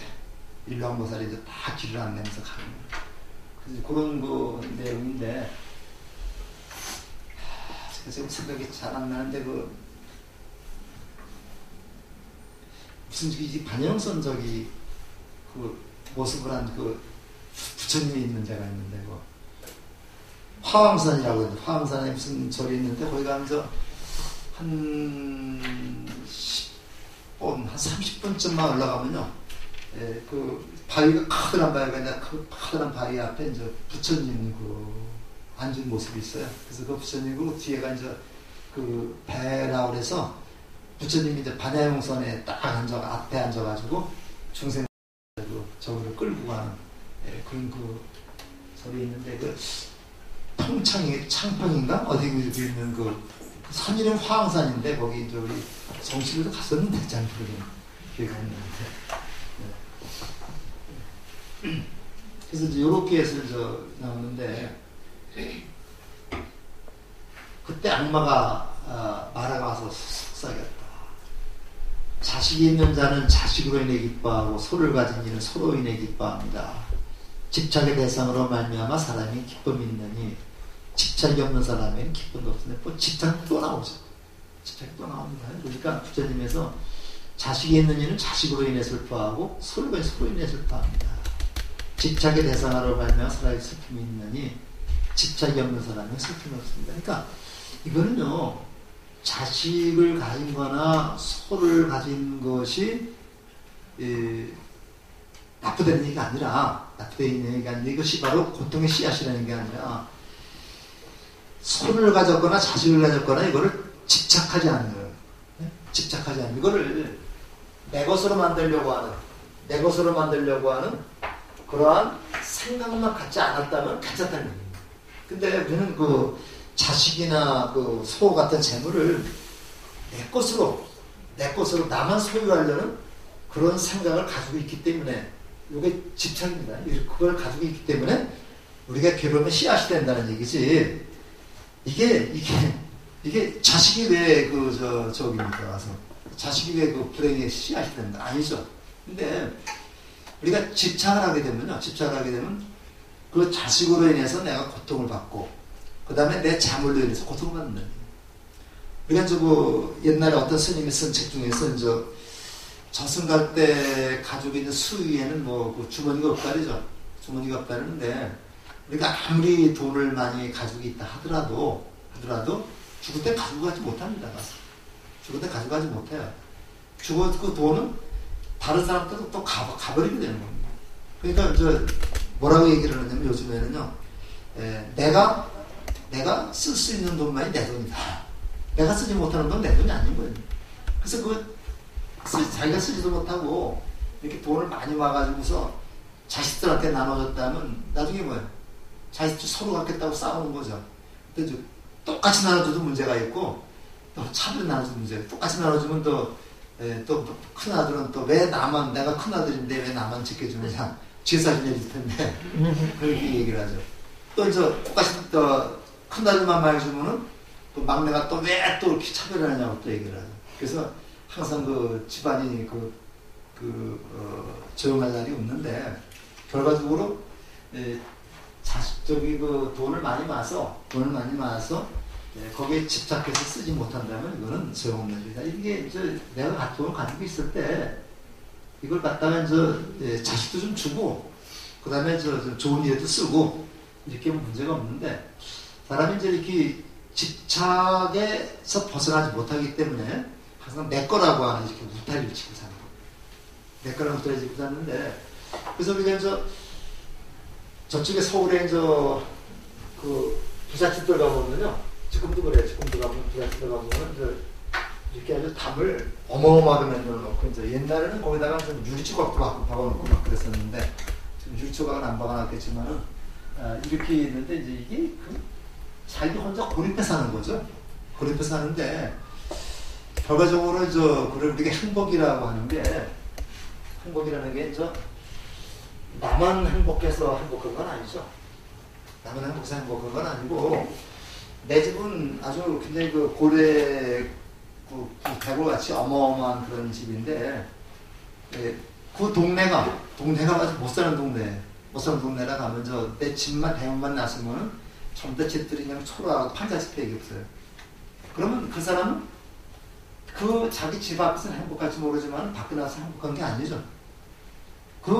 내가 밖에 나왔을 때, 문을 잠가지 않고라도 밖에 나왔을 때, 그 같이 사는 사람들이 나처럼 잘 살지는 못한다 하더라도 같이 걱정 없이 행복하게 살아요. 어느 정도 살아야 됩니다. 그지만 내가 같이 행복해지는 거예요. 형제들이 많이 있을 때, 지금 둘이라도 그렇습니다. 보통 아들 둘, 딸 둘, 이렇게 있으면은, 아들 둘도 있을 때, 이 아들 둘이 서로 비슷하게 살아야지. 서로 비슷하게 살아야 돼요.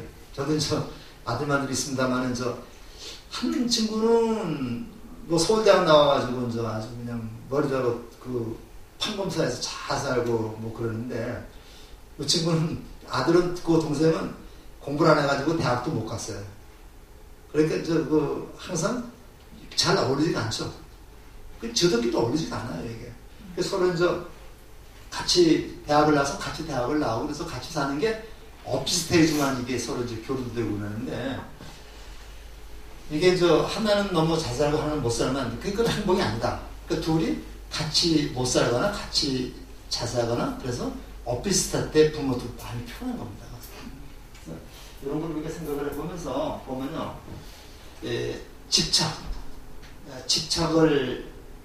집착을 하게 되면 내가 괴로운 것이고, 집착에서 벗어나면 내가 행복한 것이다.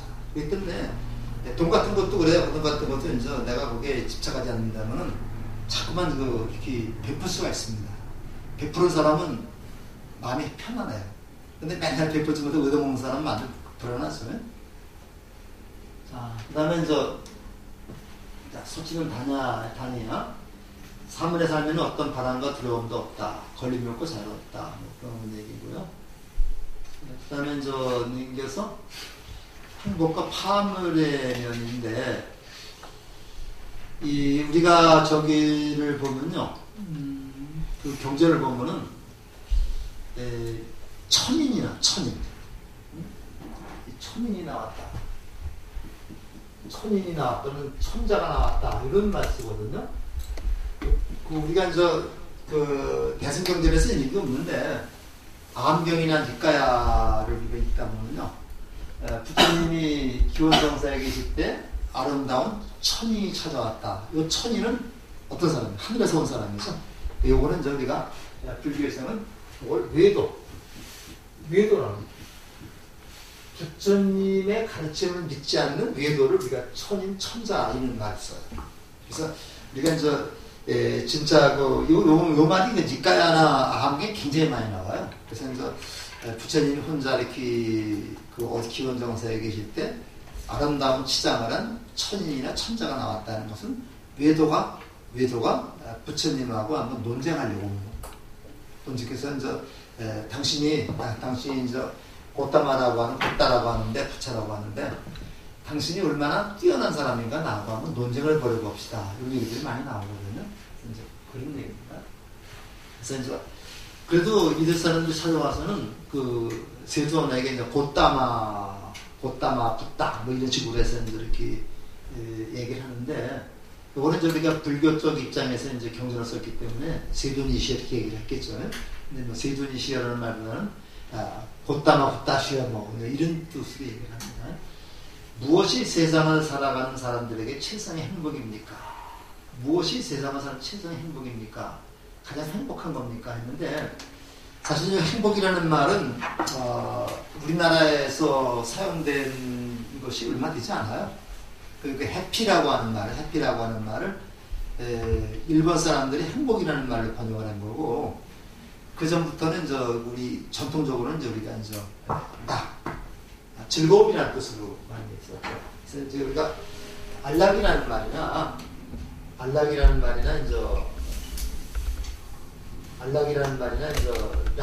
말로 이렇게 썼습니다. 그래서 그 논어에도 보면요, 하기시스쯤면 불영여로와, 그 다음에 유붕이 자원 방내면 불영 낙호하라고 그래서. 그래서 친구가 먼 곳으로부터 내가 필요할 때 찾아온다면 즐겁지 아니한가, 이게 논의 첫 구절에 나옵니다. 내가 배운 것을 익힌다면 즐겁지 아니한가, 기쁘지 아니한가, 하기시스쯤면 그 다음에 유붕이 자원 방내면 불영 낙호하에서 이제 이 친구가 나를 찾아온다면 즐겁지 아니한가 해서 즐겁다는 뜻으로 쓰였는데, 요새 행복이라는 말이 이제 그런 뜻으로 쓰입니다. 그러니까 아마 요게 아마 그 진짜 경전에서는 이것이 이제 뭐 안락이라든가 이런 낙이라든가 즐거움이라든가 이런 뜻으로 했겠죠. 뭐 같이 어떤 사람이 즐거운가 같이 읽어보시죠. 슬기로운 사람과 가까이 지내며 존경할 만한 사람을 공경하는 것. 분수에 맞게 살고 일찍부터 공덕을 쌓아 스스로 다른 서원을 세우는 것. 많이 배우고 익히며 절제하고 훈련하여 의미 있는 대화를 나누는 것. 부모님을 섬기고 가족을 돌보며 부산하지 않게 일하는 것. 악을 싫어하여 멀리하고 술을 절제하여 게으르지 않고 가르침을 실천하는 것. 존경하고 겸손하며 감사하시라는 마음으로 적절한 때에 가르침을 듣는 것. 인내하며 온화한 마음으로 생명을 만나 가르침을 들어오려는 것. 감관을 지켜 청정하게 살며 거룩한 일을 강조하여 열매를 이루는 것. 세상살이 많은 일들에 부딪혀도 마음이 흔들리지 않고 슬픔과 고민 없이 하는 것. 이러한 방법으로 그 길을 따르면 실패하지 않고 어디서든 번영하는 것. 이것이야말로 세상의 행복입니다. 이렇게 세상의 행복을 부처님이 말씀하셨습니다. 그러니까 이제 반대로 그러면 파멸의 인물을 이루는 분은 어느 분입니까? 같이 한번 읽어보겠습니다. 참된 길을 사랑하는 사람은 번영하고 참된 길을 싫어하는 사람은 파멸합니다. 착하지 않은 사람들을 사랑하고 나쁜 짓을 즐기는 것, 여럿이 어울리는 것을 좋아하고 낙태하며 목자를 발휘하는 것, 자기는 풍족하게 살면서 늙고 쇠약한 부모를 돌보지 않는 것, 바라면 수행자 혹은 거식한 이들을 거짓말로 속이는 것, 엄청난 재물과 황금과 먹을 것 가진 사람은 맛있는 음식을 혼자 먹는 것, 혈통을 자부하고 재산을 자랑하고 가문을 뽐내면서 자기 친지를 멸시하는 것, 여자에게 미치고 술에 중독되고 도박에 빠져 버는 족족 없애버리는 것, 자기 안대로 만족하지 않고 내 친구와 만나면 남의 아내와 어울리는 것, 청춘을 넘긴 남자가 젊은 애를 유혹하고 질투로 밤잠을 설치는 것, 술에 취하고 재물을 낭비하는 여자는 남자에게 실권을 맡기는 것, 권세를 적으면서 욕심을 지나쳐 왕을 얻고자 하는 것, 이것이야말로 하늘의命입니다. 요즘엔 우리가 청춘을 넘긴 남자가 이제 요거 이런 거 많이 미투 하는데, 참 아주 이게 이제 부처님이 이제 이런 것들 2600년 전에 이제 2500년 전에 이제 말씀을 하신 거죠. 그래서 우리 이제 여기에 자세히 이제 나와 있습니다만은, 우리가 이제 어떤 게 행복이고 어떤 게 파멸인가 하는 것을 우리가 좀 이렇게 생각을 해보면 알 수가 있는데, 우리가 이렇게 불교가 어렵다고 생각하지 마시고요. 이렇게 좀 쉬운 얘기입니다. 그래서 불교가 좀 더 쉬워져야 되는데, 여러분들 어제 성지순례 갔다 오신 분들 계시겠지만, 우리 불교를 너무 어렵게 얘기를 하고 있어요. 그래서 이제 실상법문이라고 하는 그런 차원에서 물론 사물을 실상을 올바로 전하기 위해서는 표현이 어려울 수도 있겠지만 이렇게 쉬운 것부터 접근해 가야 됩니다. 근데 우리가 한국 불교가 초기 불교, 특히 니까야나 아함경 같은 것은 좀 소홀히 하면서 대승경전, 법화경이나 화엄경만 갖고 논하니까 이제 이해가 되지가 않는 거죠. 사실은 가장 기본적으로 우리가 공부해야 될 것이 부처님의 생애입니다. 부처님이 어떻게 사셨나, 어떻게 사셨길래 그분이 위대한 성인이신가, 부처님을 따라서 살려고 하는 그런 자세가 필요하다는 얘기죠. 그래서 우리가 무슨 멘토라는 말을 쓰는데요. 멘토라는 말을 많이 쓰는데 우리는 부처님을 멘토로 해가지고 살아야 되겠다, 이런 생각을 좀 많이 합니다. 저도 어떻게 포교사 어떻게 군부대 가는 날이 있었어요. 그래서 제가 이제 성주시도 못 갔는데 군부대 검단에 이제 있는 그 포대에 가서 이제 어떻게 제가 그 군인들 모아놓고 이제 그 대대장까지 같이 갔더라고요. 가져왔는데 그놓고 이제 이 얘기를 했어요. 부처님 이제 탄생과 관련된 얘기를 해가면서 우리가 이제 부처님을 멘토로 해서 그분의 삶을 닮아가도록 노력을 하자. 그분의 삶을 닮아가도록 노력을 하자. 그래서 그러기 위해서는 어떤 그 집착이라든가 쓸데없는 걱정하지 말고 지금 내가 하고 있는 일에 충실하는 것이 바로 그 부처님대로 사는, 법대로 사는 거다는 얘기를 했습니다. 근데 금강경에도 보면 그런 얘기 나오죠. 과거도 없고 현재도 없고 미래도 없다 그래요. 과거신 불가득, 현재신 불가득, 미래신 불가득이라는 거거든요. 그러니까 내가 이제 지금 이 순간에 이제 내가 미래라고 말하는 순간에 미래는 과거가 돼버리죠. 내가 말하는 순간입니다. 순간순간을 살고 있는 거예요. 내가 현재라고 말할 수 있는 것은 아무것도 없습니다. 내가 지금 이 순간을 성실하게 살면 바로 이제 되는 거다. 그래서 제일 중요한 게 내가 지금입니다. 지금이라는 이 순간에 누구와 무엇을 하고 있는가. 내가 지금이라는 이 순간에 누구와 무엇을 하고 있는가. 요게 충실하게 되면 우리의 삶은 행복한 겁니다. 근데 지금 몸은 여기 있는데 마음은 이제 천리 밖에 가서 있거나 이제 오늘 가스불을 끄고 왔나 이런 지금 이 순간에서 가스불을 끄고 안 끄고는 중요한 게 아니죠. 근데 다 잘 끄고 왔습니다. 근데 이제 그 가다가 다시 찾다가 어떻게 가다가 다시 확인하면 잘 끄고 왔어요. 맞아요. 근데 그런 생각이 들 때가 많아요. 문을 진짜 내가 잠그고 왔나. 이제 그런데 다 하고 왔습니다. 그러니까 지금 이 순간에 누구와 무엇을 하고 있는가. 여기에 충실하게 되면 우리의 삶은 행복. 근데 여기에 충실하지 않고 과거나 우리가 뒤추고 미래나 우리가 여기에 하나 되는다. 우리 불교는 철저하게 현실 중심, 현재 중심의 종교다는 것을 알면 되겠습니다. 그래서 굉장히 좋은 행복에 이르는 문하고 파멸에 이르는 문을 되게 좋은 말씀이길래 한번 같이 읽어봤는데요. 파멸에 이르는 이러한 문과 반대되는 게 이제 행복에 이르는 문이고, 행복에 이르는 문과 반대되는 게 파멸에 이르는 문입니다. 그리고 일곱배에서 이제 시박참회라고 하거든요. 시박참회라는데 그 시박참회에 반대되는 게 십선입니다. 그렇게 보시고, 그다음에 요게 거의 마무리되는데 아주 굉장히 우리에게 시사하는 바가 많아요. 기사꽃담이라고 하는 여자가 이제 아이를 잃었어요. 아이가 죽었습니다.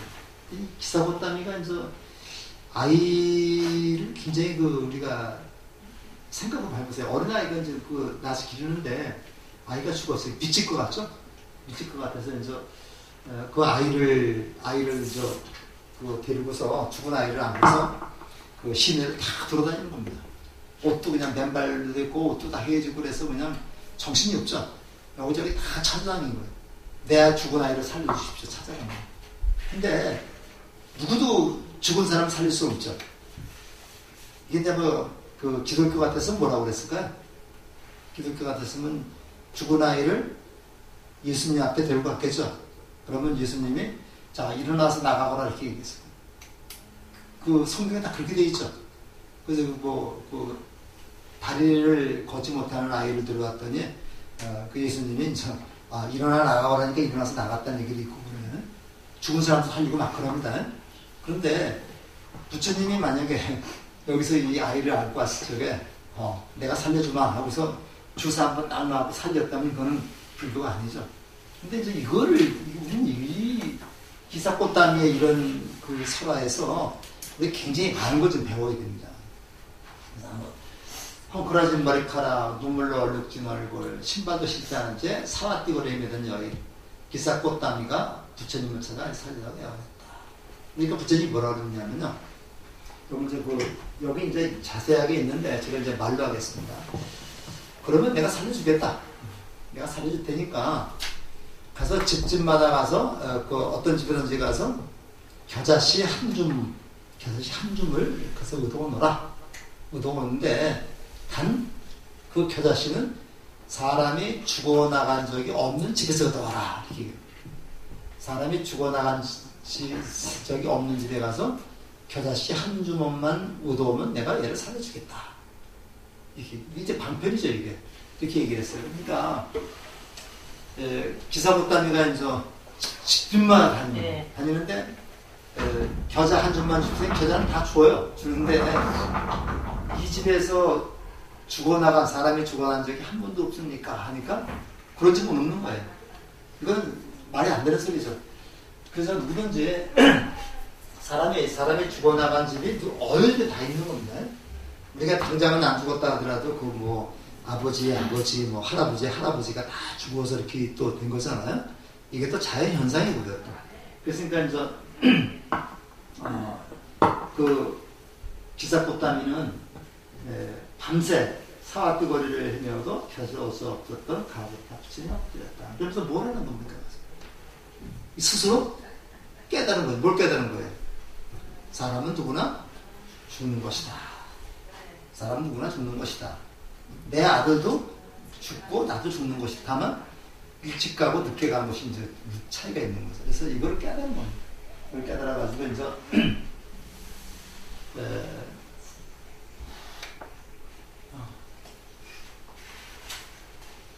덧없이 흐르고 변한다는 것, 한 집안, 한 마을, 한 나라만의 일이 아니라네. 목숨 가진 분은 누구나 할 것 없이 모두가 다 반드시 겪어야 되는 일. 그래서 이제 기사꽃담이라고 하는 그 여자는 이제 누구나 죽지 않을 수 없다는 것을 갖다가 이제 아는 겁니다. 알고서 이제 그러니까 우리가 부처님의 가르침 중에서 실제로 말은 한마디 하지 않았어도 이렇게 스스로 체험을 하게 해서 이제 깨닫도록 이제 이끌어주는 거죠. 이런 것이 이제 굉장히 중요한 가르침이라고 볼 수가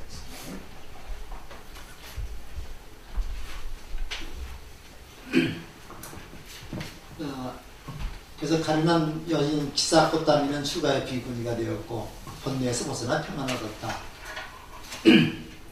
해진두덕이 한 벌도 평생을 지낸 기사꽃다미에게 부처님께서 만족하는 사람 살아가는 제자라고 하셨다.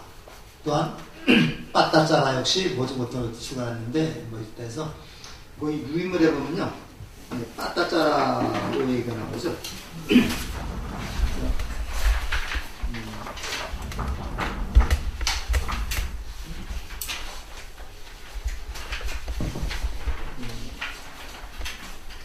이 빠따짜라 이 여자는 이제 굉장히 기구한 운명을 하고 태어난 그런 여자라고 볼 수 있는데요.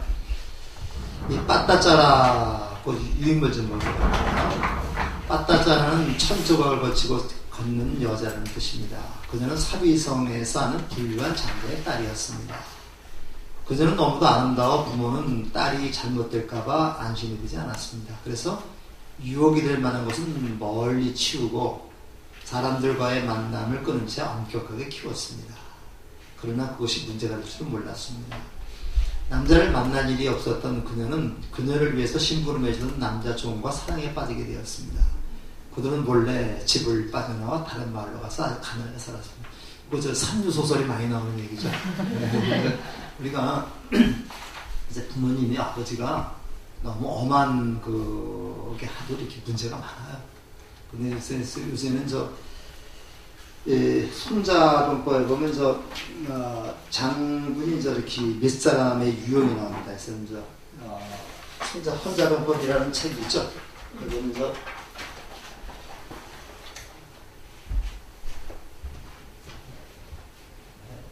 거기 보면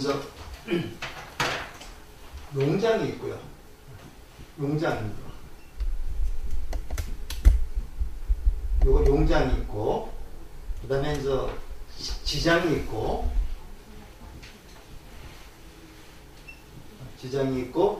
그 다음에 덕장이 있습니다.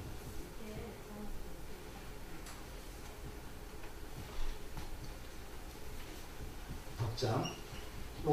이건 장군이라는 얘기입니다. 용맹스러운 장군이 있고, 슬기로운 장군이 있고, 덕을 베푸는 장군이 있어요. 근데 그 손자국부에 보면은 뭐라고 나오냐면은, 용장은 지장만 갖지 못하고, 지장은 덕장만 갖지 못하나. 이렇게 해서 세 가지가 나오는데, 용장은 용맹스러운 장군. 우리 삼국지는 장비 같은 사람이죠. 장비는 그냥 부대포 가서 그냥 나가면서 나를 따르라 나가는 거예요. 무슨 말 하면 그 장수가나 지도자가 나를 따르라 하고서 앞에 나가는 사람이 용장입니다. 이런 사람은 싸움에서 이길 수가 없어요. 이건 사리분별 안 하고서 그냥 나가기 때문에 또 나를 따를 때가 장군이 한다 딱 죽으면은 그래 젊은들은 다 죽게 되죠. 그 다음에 지장이라는 말은 요거는 슬기로운 장군이 돼가지고 이런 장군은 어떤 장군이냐면 지형지물을 잘 이용할 수 있는 그런 장군입니다. 그래서 지형지물을 잘 이용할 수 있는 장군인데 이런 부분이 이런 분이 군사를 다스리면 그래도 용장보다 낫죠. 아마 그 삼국지에는 관장 같은 사람이라고 했어요. 관장 같은 사람인데 이 사람보다 더 훌륭한 장군은 덕장이라 그래서 덕으로다가 인품으로다가 부하들을 다스리는 그런 장군이 덕장이라고 해요. 그래서 아마 이거는 제갈공명이나 아마 그런 분들과 같은 분이 되겠죠. 그래서 우리가 요즘의 지도자는 바로 이러한 덕으로서 우리가 다스리는 그런 사람이 된다. 옛날에는 엄친이라 그래. 우리가 엄이라고 하는 말이 엄친이라고 하면 이게 엄친이죠, 엄친. 엄하게 키우는 사람은 아버지라고 그러고요. 이게 아버지입니다. 아버지고, 자친. 자유롭게 사랑으로 키우는 사람은 우리가 어머니라고 그래요. 그래서 어머니를 자친이라고 그러고, 그 다음에 아버지를 엄친이라고 해요. 그래서 옛날 말에서는 엄친스라에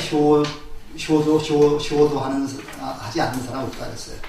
근데 지금은 반대가 되버렸죠. 이래 아버지가 자상하고 어머니가 더 엄하는 그런 사람으로 바뀌어버렸는데, 이게 세상이 바뀌니까 엄마가 더 무섭더라고요.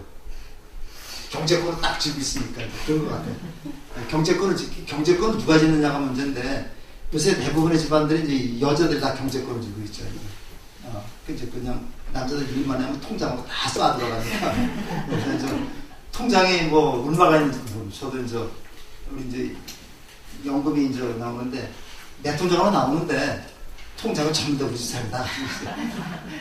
통장이나 그래서 카드가 하나 가지고 있어서 쓰는데 나는 연금이 얼마나 들어온지도 몰라요. 얼마나 들어온지도 모르고 은행에 얼마가 있는지도 모르는데 그냥 먹고 살 정도만 되면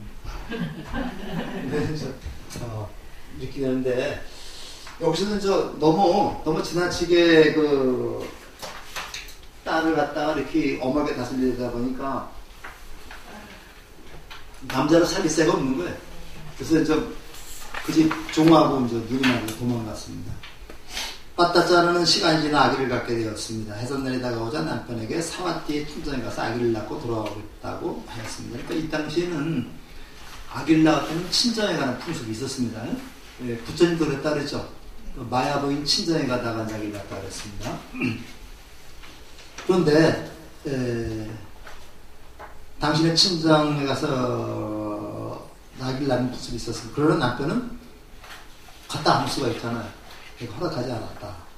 아내가 친정에 가면 부모들이 아내를 돌려보내지 않을 것이라고 판단했습니다. 그녀는 반대한 남편 몰래 집을 나가 친정으로 향했습니다. 그러나 얼마 가지 못해 남편에게 붙들렸어요. 그래서 둘이 길에서 신랑이 나다 그만 산통이 와서 어느 덤불에서 아기를 낳았습니다. 친정으로 갈 여유가 사라져버린 그녀는 집으로 돌아올 수밖에 없었습니다. 그렇게 한두 해를 보내고 다시 둘째를 갖게 되었습니다. 이번에는 기필코 친정으로 가서 아기를 낳으리라 결심한 그녀는 남편 몰래 집을 나왔습니다. 그러나 이번에도 남편이 뒤따라 붙들었습니다. 길에서 서로 실랑이를 벌이다가 다시 산통을 느꼈고 남편은 아기를 낳을 만한 적당한 장소로 찾아 헤맸습니다. 그러다가 그만 남편은 독사에 물려 죽고 말았습니다. 남편이 죽었어요. 그날 밤 큰 비가 내렸고 아내는 남편을 기다리다가 나무 아래에 혼자 아기를 낳을 수밖에 없었습니다. 이튿날 돌아오지 않는 남편을 찾던 빠따짜라는 덤불 밑에서 독사에게 물려 죽은 남편을 발견했습니다. 그녀는 자기 때문에 남편이 죽었다고 통곡하며 가슴을 쳤습니다. 하지만 마냥 슬퍼할 수만은 없었습니다. 돌보아야 할 두 아들이 있었습니다. 집으로 돌아갈 이유가 사라져버린 그녀는 집에 가던 적은 남편이 없으니까요. 두 아들을 들고 친정으로 향했습니다. 사와띠로 향하는 길에 강을 만났습니다. 강은 이날따라 비가 많이 왔기 때문에 물이 많이 불어 있었어요. 어쩔 수 없이 갓 낳은 둘째 아들을 안고 강을 건너고 그 다음에 건너편 언덕에 그 둘을 다 데리고 와서 넣기 때문에 큰 아들은 여기다 남겨놓고 갓난에게만 간 겁니다. 건너편 언덕에 아기를 놀려놓고 큰 아들을 데리러 강의 이쪽 언덕으로 향하던 중이었습니다. 갑자기 나타난 독수리 한 마리가 갓난아기를 채가는 것이 보였다. 그러니까 저쪽에다 놓고 보니까 갓난아기를 독수리가 채가는 겁니다. 채가는 것이 보였습니다. 깜짝 놀란 그녀는 소리를 지르며 독수리를 내쫓으러 손을 내저었는데 이쪽 언덕에 있던 큰아들이 자기를 부르는 소리인 줄 알고 강물로 뛰어들어왔다. 다 죽었죠. 큰아이하고 작은아이가 다 죽었습니다. 그 아이가 오고 간 길을 알지도 못하면서 또한 그 아이가 어디서 왔는지 알지도 못하면서 내 아들아라고 부르고 듣는다. 그러나 그 아이가 오고 간 길을 그대가 알게 된다면 그대는 아이 때문에 슬퍼하지 않으리. 모름지기 나고 죽는 것은 모두 그러한 운명을 따라 하는 것이다. 장로니의 고백이라 해가지고 여기 이제 그 옛날 그 경전에 장로의 고백 또는 장로니의 고백이라는 책이 있습니다. 근데 거기에 빠따짜 편에 보면 이제 요 식구가 나오는 거예요. 그녀는 넋이 잃은 채 사와띠로 향했습니다.